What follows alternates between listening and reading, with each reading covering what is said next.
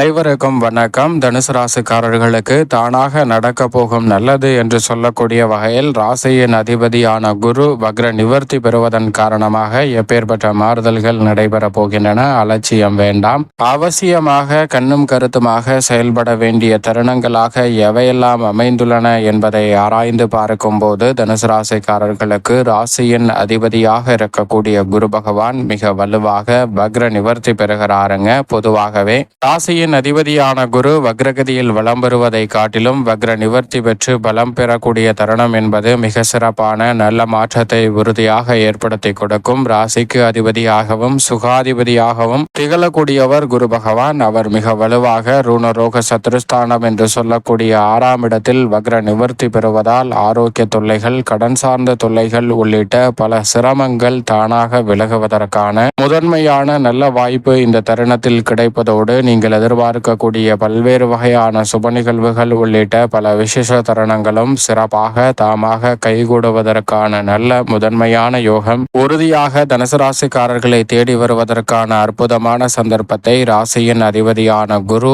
ஏற்படுத்தி கொடுக்கிறாருங்க. அது மட்டுமல்லாது பொதுவாக முழு சுபகிரகமாக திகழக்கூடியவர் குரு பகவான். இயற்கை சுபகிரகமாக சந்திரன், சுக்கிரன், புதன் போன்ற கிரகநிலைகள் இருந்தாலும் பாவ கிரக சேர்க்கையால் அபசு பலன்களை ஒருபோதும் தராத முழு சுபகிரகம் என்று அழைக்கக்கூடியவர் குரு பகவான் மட்டும்தான். நவ கிரகங்களிலே முழுமையாக சுப பலத்தை அள்ளி கொடுக்கக்கூடிய அற்புதமான ஒரே கிரகமாக திகழக்கூடியவர் குரு. எனவேதான் வானியல் அரசன் என்றும் நவ கிரகங்களின் தலைவன் என்றும் குரு அழைக்கப்படுகிறார். இது மட்டுமல்லாது மனித வாழ்வுல குரு பகவான் நேர்கதியில செல்வ செழிப்பையும் மகிழ்ச்சியையும் முன்னேற்றத்தையும் அள்ளி கொடுக்கக்கூடிய அற்புதமான கிரகமாக பார்க்கப்படுகிறாருங்க.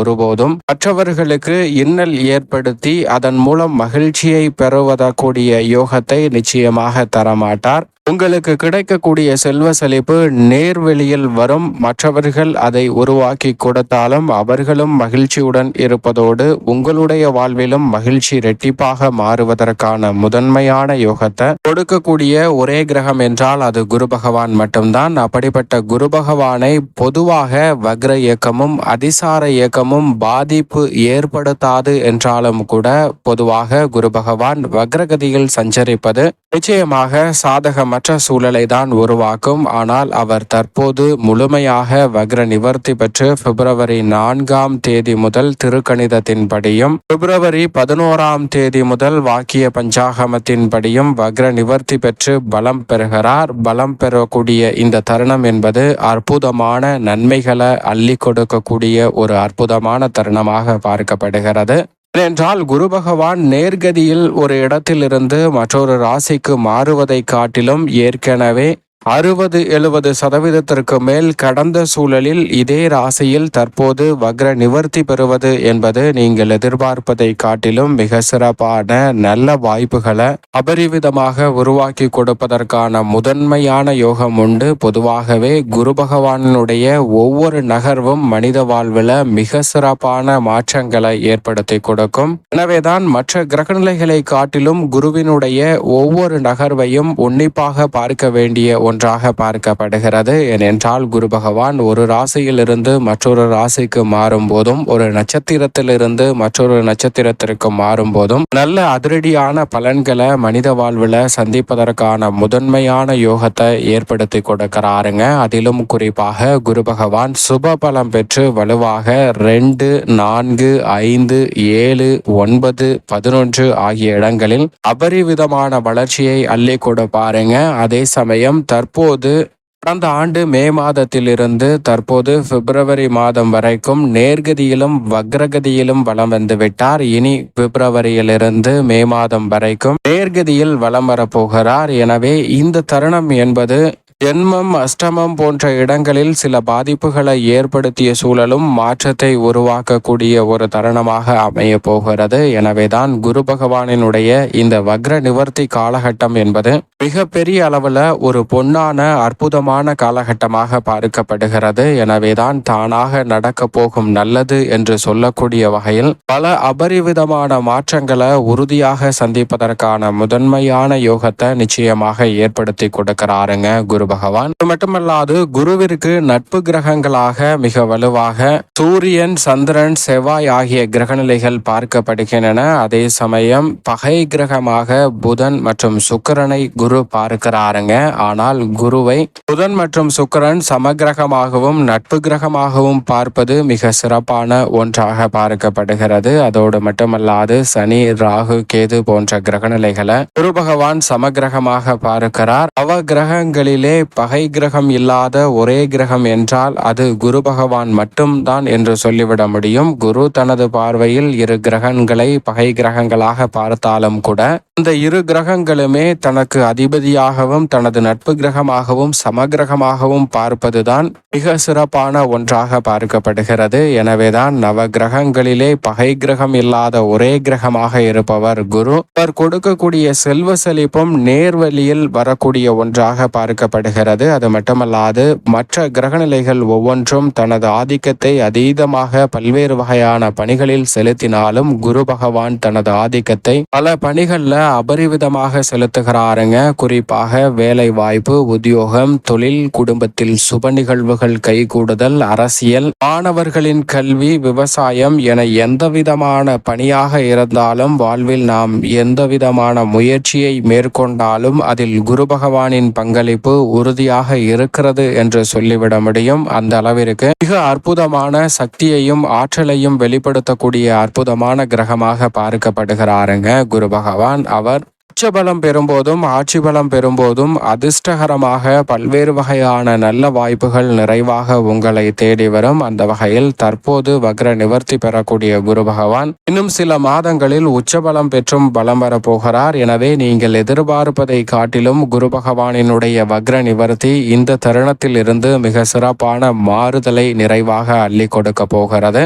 அது மட்டுமல்லாது எந்த காரியத்தை கையில் எடுத்தாலும் அதில் தடை தாமதத்தை அதிகமாக சந்தித்து வந்த உங்களுக்கு நிச்சயமாக அதில் இருந்து நல்ல மாறுதலை நிறைவாக ஏற்படுத்தி கொடுக்க போகிறாருங்க முழு சுபகிரகமான குரு பகவான். தடை தாமதங்கள் அனைத்துமே தகர்த்தெறியப்பட்டு உங்களுடைய வாழ்வில் மிக சிறப்பான வளர்ச்சியும் முன்னேற்ற வாய்ப்புக்கும் வழிவகை செய்யக்கூடிய வகையில் குரு பகவானினுடைய வக்ர நிவர்த்தி அமைய போகிறது. அது மட்டுமல்லாது குரு பகவான் தனித்து இருப்பதை விட மற்ற கிரகநிலைகளுடன் சேரும் போது பாவ கிரகங்களின் பாதிப்புகளும் அபசு பலன்களும் குறைந்து புனிதமடைவதற்கான நல்ல வாய்ப்பும் நிறைவாக கிடைக்கும். குரு பகவான் மற்ற கிரகங்களுடன் இணையும் போது பல்வேறு வகையான யோகங்களை ஏற்படுத்தி கொடுப்பார். அதிலும் இந்த வேளையில் சந்திரனுடன் இணைகிறார். குரு சந்திர யோகம் மிக பெரிய அளவிலான அபரிவிதமான மாற்றத்தை உறுதியாக ஏற்படுத்தி கொடுக்கிறது. அது மட்டுமல்லாது குரு பார்க்கின் கோடி நன்மை என்று சொல்வார்கள். குரு பகவானினுடைய சுப பார்வை மிகவும் அபரிவிதமாக கிடைக்கும் போது மிக பெரிய அளவில் இருக்க கூடிய சங்கடங்கள் கூட தங்களுடைய வாழ்வில் இருந்து உறுதியாக விலகுங்க. உதாரணமாக நவ கிரகங்களுக்கிடையே போட்டி நடைபெறுகிறது. அதில் சந்திரன் சொல்கிறார், நான் தான் அனைவரை காட்டிலும் ஒருவருடைய ஜாதகத்தை துல்லியமாக உறுதி செய்யக்கூடிய கிரகமாக இருக்கிறேன். என்னால் மட்டும்தான் ஒருவருடைய ஜாதகத்தை துல்லியமாக கணக்கிட்டு சொல்ல முடியும் என்று மற்ற கிரகங்களை பார்த்து சூளுரைக்கிறாருங்க. அதிலும் சனியை பார்த்து அமாவாசை தினத்தில் சனிக்கு நிகரான சக்தியை வெளிப்படுத்துவேன், பௌர்ணமி தினத்தில் குருவை பார்த்து குருவிற்கு நிகரான சக்தியை வெளிப்படுத்துவேன் என்று சந்திரன் சூளுரைக்க, புதன், சனி என அனைத்து கிரகங்களும் பெரிய அளவிற்கு ஒன்றும் ஆட்சேபனை தெரிவிக்காமல் நீதான் விரைவாக நகர்கிறாய், சரி நாங்கள் ஏற்றுக்கொள்கிறோம் என்று விட்டுவிடுகின்றன. ஆனால் குரு அப்படி என்றால் பரிசோதித்து பார்ப்போம் என்று ஒரு ஜாதகத்தை கொடுத்து இந்த ஜாதகத்தின் துல்லியமான பலனை கணித்து சொல் என்று சந்திரனிடம் கேட்க, சந்திரன் அதை வாங்கி கொண்டு இந்த ஜாதகத்தை பார்க்கிறார். அந்த ஜாதகத்தில் அந்த குழந்தை பிறந்து 1 வருடம் முடியும் தருவாயில் ஒரு சர்ப்பம் ஒன்று தீண்டி அந்த குழந்தையானது இறக்க போகிறது என்பதை துல்லியமாக சந்திரன் கணிக்கிறாருங்க.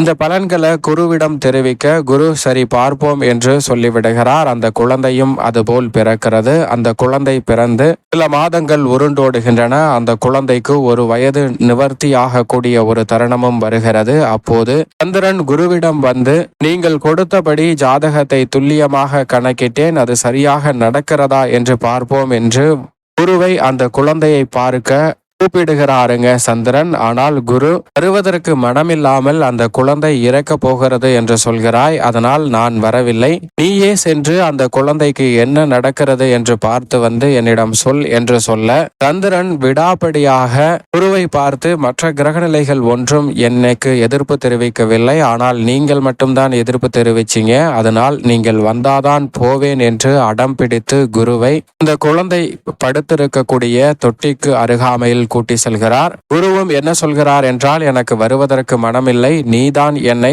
வற்புறுத்தி கூப்பிடுகிறாய், உன்னால் தான் நான் வருகிறேன் என்று சொல்லி அந்த இடத்திற்கு வருகிறாருங்க. அந்த இடத்திற்கு வந்து பார்க்கும் போது இந்த குழந்தை தொட்டிலில் உறங்கி கொண்டிருக்கிறது. அப்போது அந்த குழந்தை உறங்கி கொண்டிருக்கும் தொட்டிலுக்கு மேல் பகுதியில் மரத்தின் வழியாக ஒரு பாம்பு ஒன்று உள்ளே வருகிறது. அந்த பாம்பு பைய இந்த தொட்டியின் மேல் பகுதியில் வந்து இந்த குழந்தையை கடிப்பதற்காக கீழே குதிக்க பார்க்கிறது. அப்போது அதன் வால் இந்த தொட்டி மாட்டிவிடப்பட்ட கம்பியில் மாட்டிக்கொள்கிறது. எனவே அந்த பாம்பு ஊஞ்சல் போல் அங்கும் இங்கும் ஆடுகிறது. அப்போது விழித்து கொண்ட அந்த குழந்தை அந்த பாம்புவை பார்த்து ஏதோ விளையாட்டு பொம்மை ஆடுவது போல் நினைத்து மிகுந்த மகிழ்ச்சியை வெளிப்படுத்தி சிரிக்கிறது. அப்போது சந்திரன் குருவை பார்த்து, இன்னும் சில வினாடிகளில் மரணிக்கக்கூடிய இந்த குழந்தை எவ்வளவு மகிழ்ச்சியாக இருக்கிறது பார் என்று குருவிடம் சொல்ல, குருவும் அந்த குழந்தையை பார்க்கிறார். அப்போது இந்த பாம்பானது பலத்த காற்றின் மூலமாக அங்கிருந்து மேலே தூக்கப்படுகிறது. உடனே அங்கிருந்த துவாரத்தின் வழியாக அந்த பாம்பு அங்கிருந்து வெளியே சென்று விடுகிறது. அப்போது சந்திரனுக்கு பெரிய அதிர்ச்சி. என்னவென்றால், நாம் கணித்தது எப்படி தவறாகிவிட்டது என்று அந்த ஜாதகத்தை மீண்டும் எடுத்து பார்க்கிறது. அப்போது அந்த ஜாதகத்தில் அனைத்து கட்டங்களும் லக்கணங்களும் அனைத்துமே சரியாக இருக்கிறது. இதில் குரு பார்வை கூட இல்லை. இந்த குழந்தை எப்படி பிழைத்தது, அந்த பாம்பு எப்படி பிழைத்தது என்று ஆச்சரியத்தில் வியந்து குருவிடம் கேட்க, குருவோ மீண்டும் சந்திரனை பார்த்து கேட்கிறார், அந்த ஜாதகத்தில் என்ன இல்லை என்று சொன்னாய் என்று கேட்க, குரு பார்வை கூட இல்லையே என்று சொன்னேன் என்று சந்திரன் சொல்ல, ஜாதகத்தில் குரு பார்வை இல்லை, ஆனால் நீதான் அந்த குழந்தைக்கு குரு பார்வை கிடைப்பதற்கான வாய்ப்பை உருவாக்கினாய், அதனால்தான் அந்த சர்ப்பமும் பிழைத்தது, அந்த குழந்தையும் நீண்ட ஆயுள் பெற போகிறது என்று சொல்கிறாருங்க. இது போன்றுதான் மனித வாழ்விலும் மிகப்பெரிய அளவிலான சிரமங்கள் சூழ்ந்தாலும் அத்தனை சிரமங்களையும் தகர்த்தெறிந்து முன்னேற்றம் பெறக்கூடிய வகையில் மிக பெரிய சங்கடங்களை கூட குருவின் பார்வை அற்புதமாக நிவர்த்தி செய்யும். இந்த வகையில் குருவினுடைய பார்வை பல்வேறு இடங்களில் வலுப்படுத்துவதால் மிக சிறப்பான நல்ல மாற்றம் உறுதியாக உங்களை வந்து சேர்வதற்கான முதன்மையான யோகம் உண்டு. குறிப்பாக தனுசு ராசிக்காரர்களுக்கு குருவின் சுப பார்வை மிகவும் வலுவாக இந்த வேளையில் 2, 10, 12 ஆகிய இடங்களில் அபரிவிதமாக பதிகிறது. தனஸ்தானம், தைரியஸ்தானம் வலுப்பெறக்கூடிய வகையில் பல்வேறு வகையான சுப நிகழ்வுகள் இல்லத்தில் சிறப்பாக கைகூடுவதற்கான முதன்மையான அதிர்ஷ்ட யோக வாய்ப்புகளை தடையில்லாமல் சந்திப்பதற்கான முதன்மையான யோகம் தனுசு ராசிக்காரர்களுக்கு உண்டு. அது மட்டுமல்லாது குரு பகவானுடைய சுப பார்வை குடும்பஸ்தானத்தை அபரிவிதமாக வலுப்படுத்துவதால் 6ஆம் இடத்தில் அமர்ந்து தனஸ்தானத்தை பார்ப்பதால் இந்த தருணத்தில் கொடுக்கல் வாங்கலில் ஏற்பட்ட சிக்கல்கள் பெரிய அளவில் விலகும். எதிர்பார்ப்பதை காட்டிலும் பல்வேறு வகையான சுப நிகழ்வுகள் தடை தாமதம் இல்லாமல் சிறப்பாக கைகூடுவதற்கான யோகம் உண்டு. திட்டமிடுதலை காட்டிலும் திருமணம் உள்ளிட்ட பல்வேறு வகையான இனிமையான மகிழ்ச்சி நிறைந்த சுப நிகழ்வுகளை இந்த தருணத்தில் தடையில்லாமல் சந்திப்பதற்கான நல்ல யோகம் நிச்சயமாக உண்டுங்க. தவறுதலாக மேற்கொண்ட முடிவுகளை கூட சரி செய்யக்கூடிய வகையில் அற்புதமான நல்ல வாய்ப்பை வாக்குஸ்தானத்தை தனது வலுவால் பார்க்கக்கூடிய குரு பகவான் ஏற்படுத்தி கொடுக்க போகிறார். தைரியஸ்தானம் வலு பெறுவதோடு மட்டுமல்லாது மிக வலுவாக சப்தம பார்வையை விரயஸ்தானமாகிய 12ஆம் இடத்தின் மீது செலுத்துகிறாருங்க. வீண் விரய செலவுகள் கட்டுக்குள் வரும். சுப விரயங்கள் அதிகரிக்கும். எதிர்பார்க்கக்கூடிய சுப நிகழ்வுகளில் இருக்கக்கூடிய தடை தாமதங்கள் அத்தனையும் தகர்த்தெறியப்பட்டு இனிமையான முறையில் எந்த விதமான சிரமமும் இன்றி பல்வேறு வகையான சுப நிகழ்வுகள் தனுசு ராசிக்காரர்களுக்கு இந்த தருணத்தில் எளிதில் கைகூடுங்க. அதோடு மட்டுமல்லாது தொழில் ஸ்தானத்தையும் பார்ப்பதால் தொழில் ரீதியாக அபரிவிதமான வளர்ச்சியை இந்த தருணத்தில் சந்திக்க முடியும். குறிப்பாக ராசியின் அதிபதியான குரு பகவான் வக்ர நிவர்த்தி பெற்று பலம் பெற்று சப்தமஸ்தானத்தை நோக்கி நகர்கிறார். எனவே இனி அடுத்தடுத்து வரக்கூடிய நல்ல வாய்ப்புகள் அனைத்தும் முன்னேற்றத்தை வாரி வழங்கக்கூடிய சந்தர்ப்பமாக அமைய போகிறது. எனவேதான் திட்டமிடுதலை காட்டிலும் மிக சிறப்பான நல்ல முன்னேற்ற வாய்ப்புகளை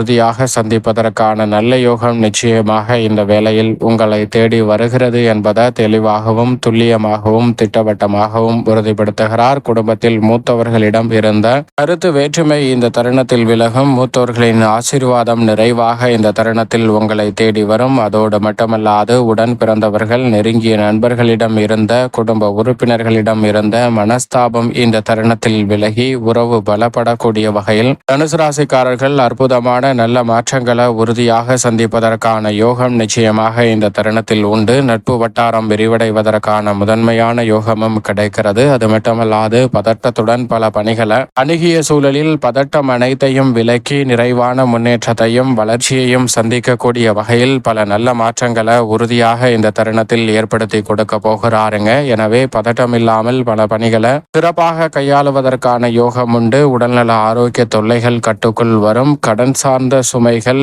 போன்றவை நிச்சயமாக குறைவதற்கான நல்ல சந்தர்ப்பம் நிறைவாக கிடைக்கிறது. மன அழுத்தம் நீங்கி மிக சிரமமின்றி பல பணிகளை எளிய முறையில் செய்து முடிப்பதற்கான வாய்ப்பு நிறைவாக கிடைக்கிறது. ஏமாற்றம், எரிச்சல் என பல பணிகளில் இருந்து வந்த சூழலில் நல்ல மாற்றம் உண்டு. தொடர்ந்து ஏமாற்றத்தை சந்தித்து வந்த உங்களுக்கு குருவினுடைய வக்ர நிவர்த்தி மிக சிறப்பாக தாமாகவே பல நல்ல வாய்ப்புகளை உறுதியாக மாற்றி கொடுக்கிறது. சரியாக பயன்படுத்தி கொள்ளுங்கள். உணர்ச்சி வசப்படுதலை குறைத்து மிக அற்புதமான முன்னேற்ற வாய்ப்புகளை இந்த தருணத்தில் நிறைவாக பெற்றுக்கொள்வதற்கான வாய்ப்பு உண்டு. உங்களை சரியாக புரிந்து கொள்ளாமல் உங்களை புறக்கணித்தவர்கள் மனநிலையில் நல்ல மாற்றம் ஏற்படும். நீங்கள் நினைத்தபடியே கலைத்துறை, அரசியல் துறையில் பெயர் புகழை பெறுவதோடு விருதுகளை பெறக்கூடிய அளவிற்கு மிக சிறப்பான நல்ல வாய்ப்புகளும் இந்த தருணத்தில் நிறைவாக கிடைக்க போகிறது. தவறான பழக்கங்களை தவிர்த்து அனைத்தையும் சீர் செய்யக்கூடிய ஒரு தருணமாகவும் அமைகிறது. தொழில்துறை, வியாபாரத்துறையில் நிரந்தர வேலை வாய்ப்பு கிடைப்பதற்கான முதன்மையான யோகமும் உண்டு. தற்காலிக பணியாளர்கள் நிரந்தர பணியாக மாறுவதற்கான வாய்ப்பு அபரிவிதமாக கிடைக்கிறது. அதோடு மட்டுமல்லாது இந்த வேளையில் திட்டமிட்ட பணிகள் அனைத்தையும் கனகச்சிதமாகவும் தெளிவாகவும் துல்லியமாகவும் செய்து முடிக்கக்கூடிய வகையில் நல்ல மாற்றம் உறுதியாக உங்களை தேடி வருகிறது.